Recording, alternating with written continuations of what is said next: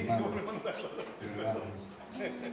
Soy Miguel Tomás Castro, ¿verdad? El Salvador es, creo que hay un hermano en Salvador, ¿verdad? Muy bien. En primer lugar, muchas gracias, decir por el privilegio de compartir que es tiempo especial para la Iglesia del Señor en todo el mundo. Es tiempo de resurrección. Nosotros estamos en ese tiempo. Y esta mañana hemos celebrado y tenemos unos visitantes desde Inglaterra, de la familia Bautista en Inglaterra, imagínense. Y bueno, el hermano Kevin Price, que está con nosotros, va a traer saludos a ustedes. Y yo voy a tratar de traducirlos, pero no sé si alguien habla aquí un fluido inglés que pudiera ayudarnos. Kevin, could you come forward, please?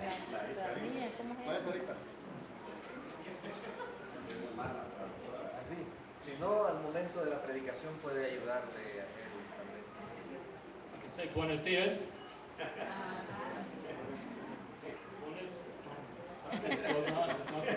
Buenas tardes. I bring you greetings from Baptist churches in England. Les traigo saludos de las iglesias bautistas de Inglaterra. Amén. I am the pastor of a fellowship that is meeting in a town called Watford, just north of London. Yo soy pastor en un lugar que se llama Watford, al norte de Londres. And together with four members of my church, we have come to visit your wonderful country for about 10 days. 4 hermanos más y yo estamos visitando su maravilloso país por 10 días. And we are guests of Emmanuel Baptist Church. So we have been here for a few days and are really loving it. Somos huéspedes con la Iglesia Bautista Emmanuel y realmente estamos encantados. It's a real joy to share in fellowship and worship with God's people wherever they may be found around the world. Para nosotros es un privilegio compartir la adoración al Señor con hermanos y hermanas, sin importar de dónde somos. I pray God's blessing upon the fellowship that meets in this place and the ceremony that will be conducted this afternoon. Pedimos que el Señor bendiga este compañerismo y también la bendición de la niña que será dedicada. May the Spirit of God move amongst us. Que el Espíritu de Dios se mueva entre nosotros. Amen. Amén. Gracias. Thank you so much, Kevin. No sé si la hermana quisiera hacer el esfuerzo de seguir la reflexión y traducirle para que no esté tan desconectado, ¿verdad? Sí, puede sentarse a la pared, por favor. Por favor. Así practica como ya escuchó, es un acento un poco diferente, ¿verdad? Pero bueno, él entiende el inglés. Bueno, reitero mi gratitud y qué alegría encontrarme con hermanas y hermanos que conocemos en diferentes circunstancias y nos sentimos plenamente hermanados con la Iglesia Bautista Ebenezer. Y el hermano mencionaba particularmente hermano Ernesto, hermano Neto, con quien fuimos muy amigos y compartimos y dialogamos. Así que es una bendición estar con ustedes, con esta familia, ¿verdad? Con este maestro de música, don Omar, ¿verdad? Y Denis, que suele frecuentarnos cuando viene de regreso, a veces pasa y ha estado pidiéndome y le he confirmado como unas 20 veces que sí iba a venir este día. Bien. Gracias, amén, nos sentimos. Gracias al Señor que nos concede este tiempo. Yo quisiera hacer un pequeño preámbulo sobre el texto, pero principalmente sobre el tema que queremos compartir.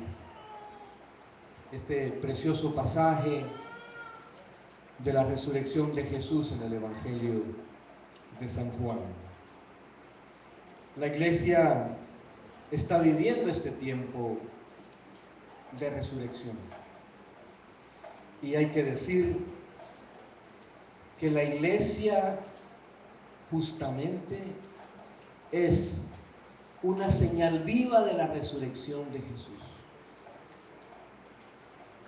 Si la iglesia no asume con responsabilidad el Evangelio, si el Evangelio entre nosotros es un mensaje más, una palabra más,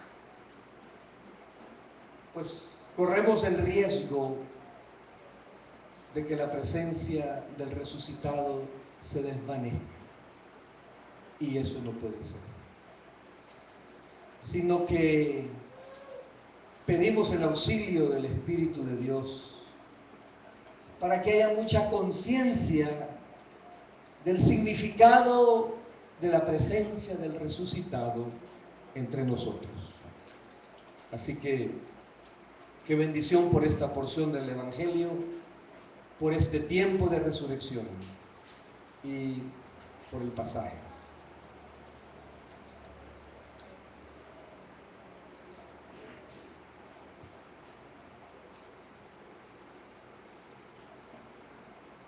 Dice el texto que Juan nos describe en la lectura que hemos tenido, que ya era noche el domingo que celebramos como resurrección,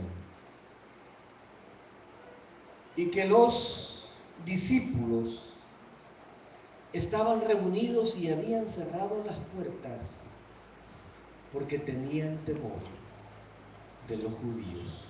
Así dice el texto. Cuando uno lee esto, dice, bueno, ¿y cómo están las cosas? ¿Acaso no eran estos discípulos los amigos cercanos de Jesús, los que habían conocido su palabra y los que habían caminado con él y además fueron testigos de señales poderosas de Dios en Jesús, o a través de Jesús? Entonces uno como que sospecha de lo que está pasando ahí. Pero si nos ubicamos en el momento cuando los discípulos, no todos, hay que decirlo, no todos, porque el Evangelio dice que fueron las mujeres, y esto la iglesia debe leerlo con mucho cuidado, con mucha atención. Bueno, aquí en Ebenecer no ocurre, ¿verdad? Una hermana es la ministra, la pastora, lo cual es bueno. Y yo no es que quiera desmerecer a los congéneres varones, pero yo no sé, en las cosas de la fe, las mujeres tienen una sensibilidad muy propia y una capacidad de intuir, de intuición sobre los designios de Dios. Así que bendición, yo veo muchas hermanas aquí, hermanos, qué bendición Ebenecer, ¿verdad? Bueno, y también sin duda que los hombres ejercen su liderato. Aquel día viernes, cuando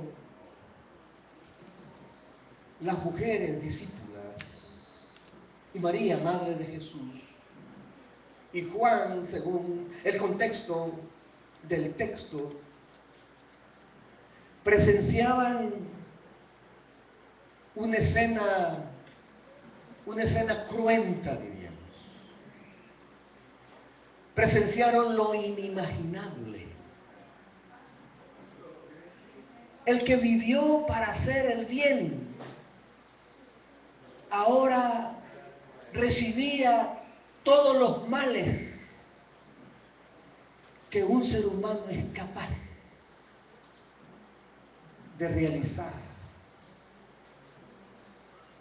Y desde la traición, se recuerdan, desde la traición, la injuria, la calumnia, las mentiras, los que le acusaban de proclamarse falso hijo de Dios, todo aquello se juntó.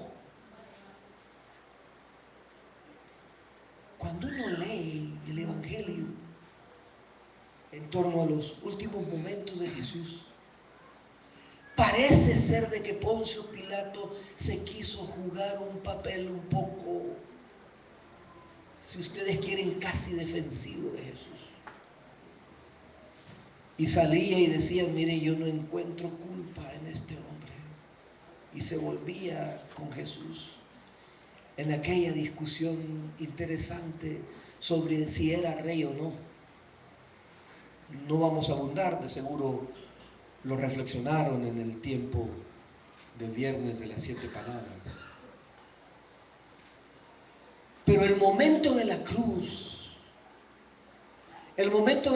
fue un momento fatídico.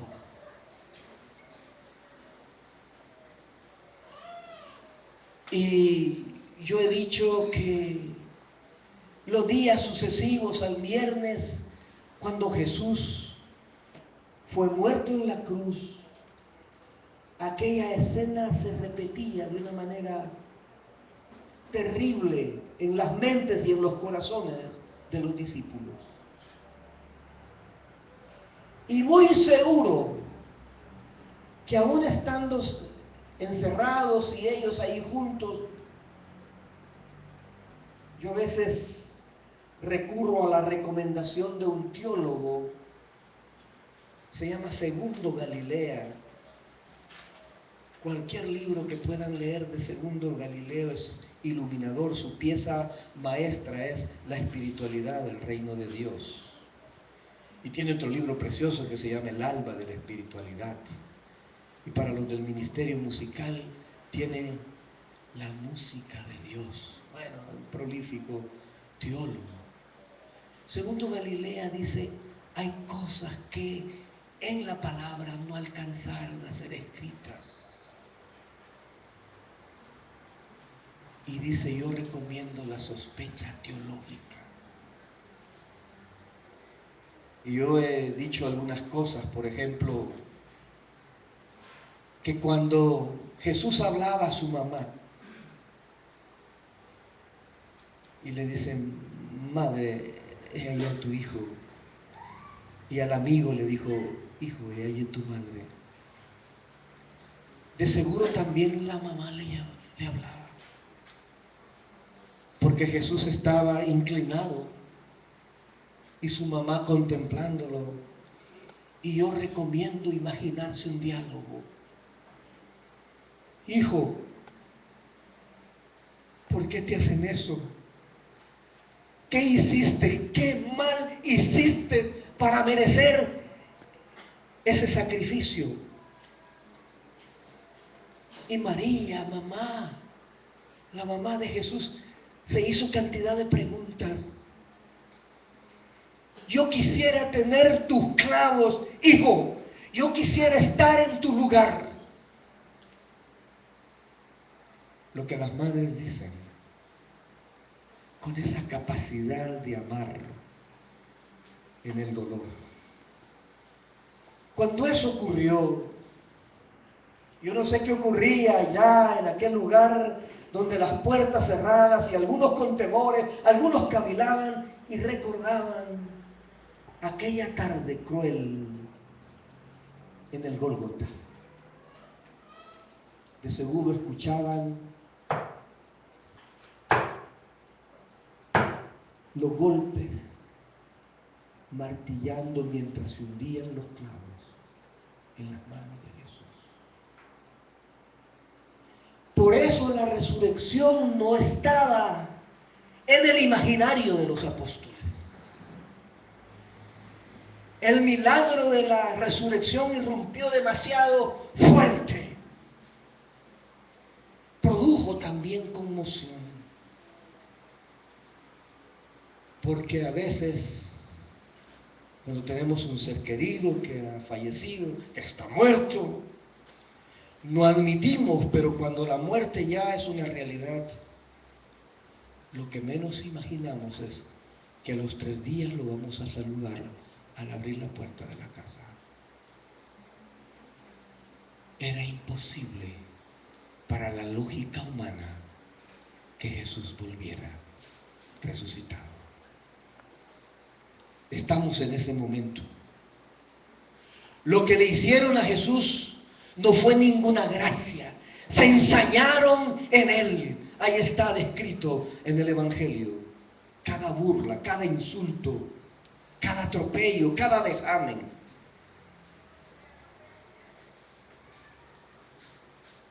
Pero yo quisiera poner este pasaje, y disculpen los sorbos de agua.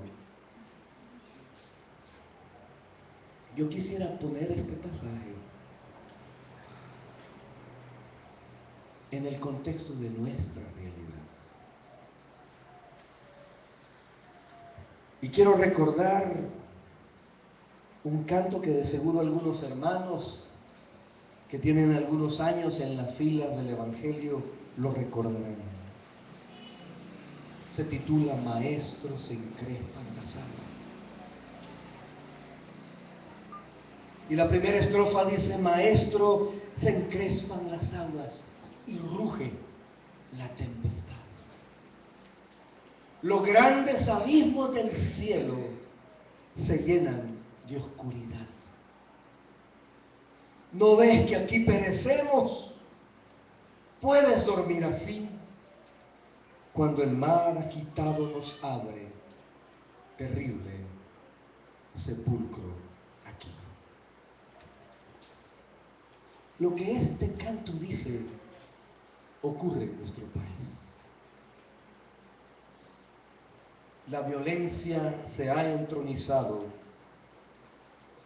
y genera la violencia una especie, una sensación, una atmósfera de impotencia.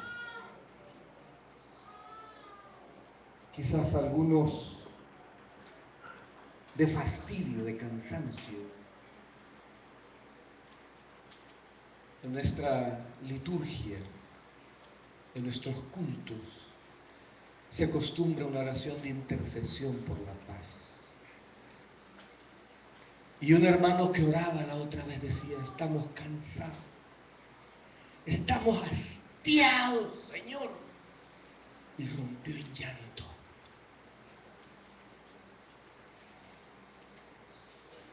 Yo creo que está bien, porque sería muy triste acostumbrarse a la violencia y admitirla como un hecho natural. No es natural y no es la voluntad de Dios. No, rotundamente no. Porque el Dios en el que creemos es Dios de vida. Es Dios de paz, no de violencia. Es Dios de amor, no de odio. Ya lo vamos a constatar. A lo largo de esta semana, donde las aguas estas de las que hablamos se encrespan, se ponen más turbulentas, se han escuchado muchas voces diciendo que ha llegado la hora de aniquilar a todo aquel que siembra violencia. Y un militar retirado dijo, es hora de sacar a la Fuerza Armada, porque la Fuerza Armada está entrenada para matar.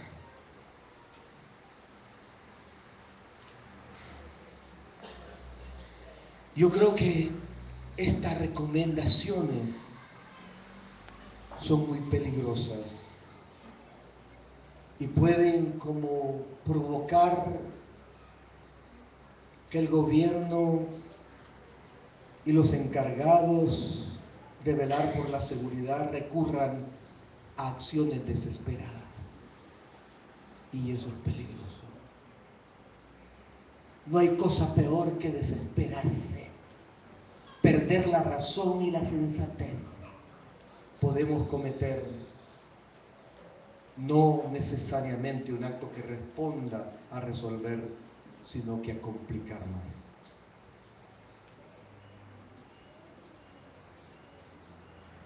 Yo no sé cuánto familiarizado está esta hermandad bautista, esta familia bautista, con las estadísticas sobre el número de creyentes en este país.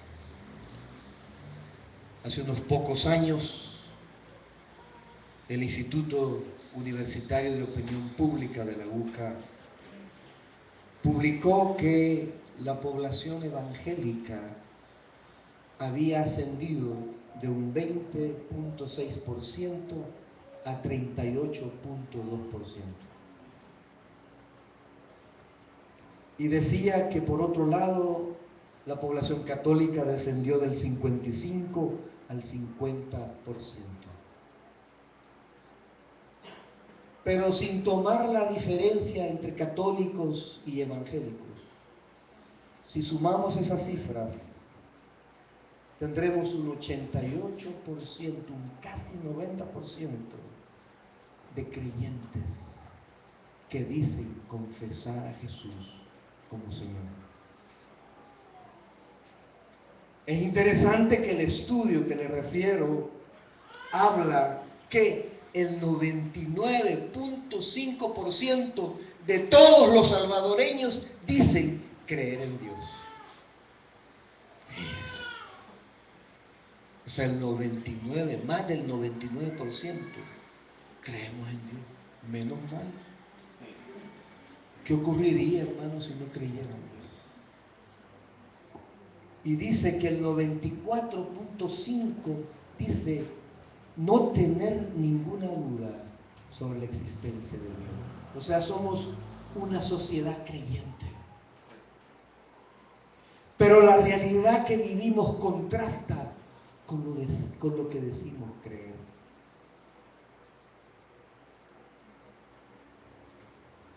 Si tenemos esta realidad y por otra parte tenemos el Santo Evangelio, todos los que nos confesamos creyentes en todas las iglesias cristianas, evangélicas, protestantes, católicas, se lee el Evangelio.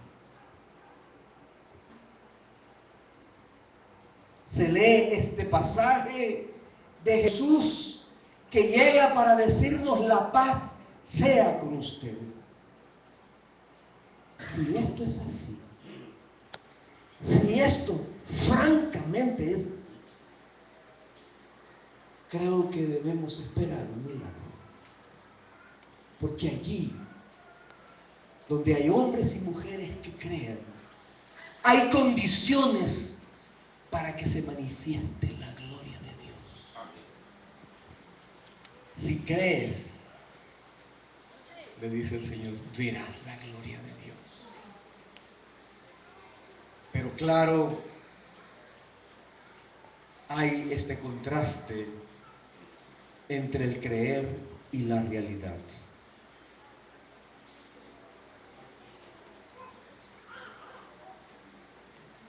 A lo largo de las Sagradas Escrituras, la paz es un tema constante, yo diría no solo tema, sino que la paz es como la iniciativa de Dios hacia la humanidad.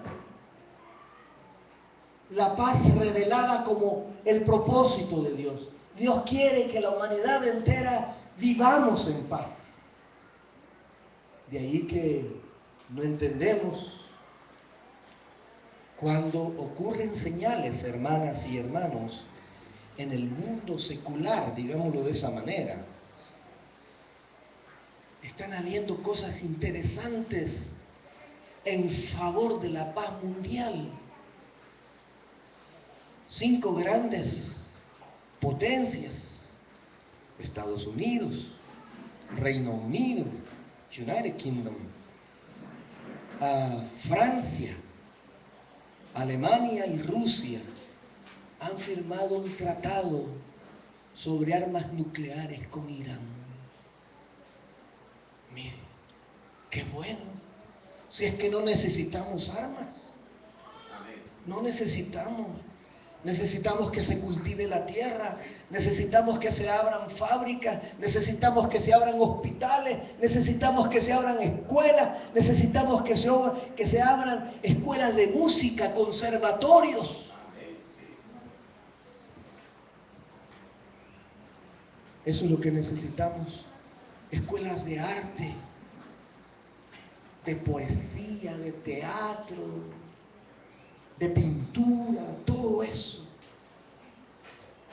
Dios tiene una voluntad de paz para toda la humanidad. Y el Antiguo Testamento de manera particular recoge esos momentos donde Dios ha tendido su mano como oferta de paz a la humanidad. Ahí están, ahí están. Después del diluvio, ahí vino la palomita con una ramita, está cerca de la tierra. Y dice el relato, que en el cielo se dibujó un arco iris. Y esos son ahora los emblemas de la paz que usamos. Pero frente a cada ocasión de paz, el ser humano quebrantó la paz de Dios. El pasaje del apóstol Juan señala que Jesús nos indica el camino. Y cuando nos indica el camino de la paz, aquí hay un dato interesante. Porque hoy todo el mundo habla de la paz. Y ahí está la palabra de Dios advirtiendo, hablan paz, pero mucho cuidado. En el relato que hemos leído, Jesús dice, la paz sea con ustedes. Y el Santo Evangelio dice que acto seguido, Jesús mostró sus manos y el costado. Jesús es el Señor de la paz, el príncipe de la paz. Así fue profetizado. Pero no solamente es el príncipe de la paz, el Señor de la paz, por designio de Dios, sino que ha pagado un costo altísimo para decirnos, la paz sea con ustedes. Él ha pagado en su vida el precio de la paz. Amén. Él ha pagado con su vida el precio de la paz. Le recordaba que la tarde del día viernes, que sin duda estaba muy presente en la mente, yo incluso en esa sospecha teológica de la que les hablo, me imagino que algunos que oían los golpes del martillo, hundiendo los clavos en las manos del maestro, algunos se tapaban los oídos porque se les repetía el sonido del martillando. O sea, hermanas, hermanos, Jesús no fingió morir en la cruz. De eso estemos claros. Jesús no estaba jugando, murió. De verdad murió. Cuando su cuerpo fue bajado sin vida, cuando su cuerpo fue bajado de la cruz sin aliento, ocurrió otra cosa junto al cuerpo inerte de Jesús. El sueño del reino que sus discípulos con tanta esperanza habían abrazado, también se perdía en aquella tarde. La ilusión, el ideal de que vendría el reino de Dios y se establecería la fraternidad, el amor y la paz entre todos los seres humanos, otra vez era tronchado. Y la soberbia y la violencia y el odio tronchaba el ofrecimiento de Dios en Jesús, el mensajero de la paz. Había razón para tener miedo. La necedad humana, la soberbia, el odio, la mentira, la traición se habían juntado para acabar con el mismo Hijo de Dios. Y la tarde de aquel viernes la humanidad vivió su momento más oscuro.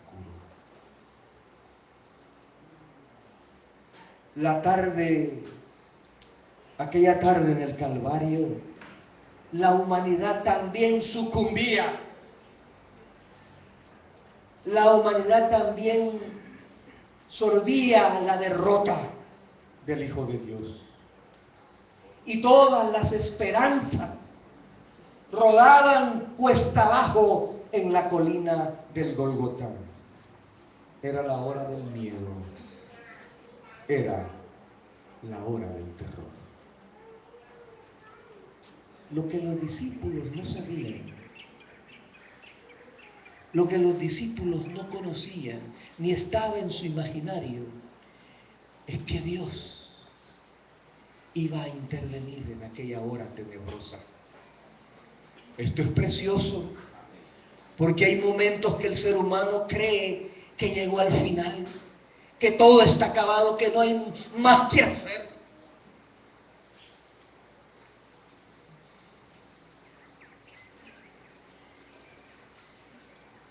Yo decía en una predicación allá en Emanuel, yo ya no tengo lugar para el dolor en mi corazón frente a tanta violencia. Un jovencito decidió abortarse porque su primo fue asesinado y quería ser enterrado con su primo. ¿Se imagina cómo la muerte se impone de manera perversa? Y antes de ese día había una noticia que unos muchachos estaban jugando a dispararse en la cabeza y una niña se pegó un balazo. Esa es la realidad del Salvador. Pero frente a esta realidad, como aquella que vivió la comunidad primitiva de creyentes, Dios tiene algo inesperado que no está en la sospecha, que no alcanza el ser humano a imaginar. A veces la contundencia de la muerte nos vence y nos desarma, nos desanima.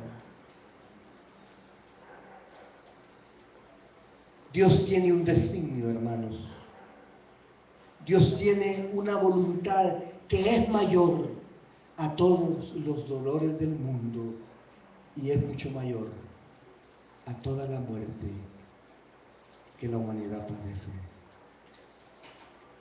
Y el resucitado volvió de la muerte porque no había forma de acabar con la esperanza, porque la esperanza es don de Dios para su pueblo. Y esta es tarde de esperanza desde el Evangelio. Hermanas y hermanos, todas las mentiras humanas, incluso aquellas de las cuales a veces nosotros mismos participamos, toda la mentira humana junta no será capaz de vencer la verdad de Dios. No será capaz. Y lo ha advertido el Maestro. Ha dicho que todo pasará, que el cielo y la tierra pasarán, pero su palabra no pasará. Y su palabra es verdad. Se pueden juntar todas las traiciones, Yo no sé si hay entre ustedes algunos que saben de traiciones. Uno como pastor sabe de las traiciones cuando vienen las hermanas. Fíjese, hermano. Y prorrumpe el llanto y la situación. Y el marido por allá. Pero todas las traiciones no pueden con la fidelidad de Dios. No pueden. La fidelidad de Dios es para siempre. Es para siempre, hermanas y hermanos. Y toda la violencia que vemos hoy, esta violencia que se desata como una bestia desenfrenada, nunca podrá contra la voluntad de paz de nuestro Dios. Pero escuchen esto.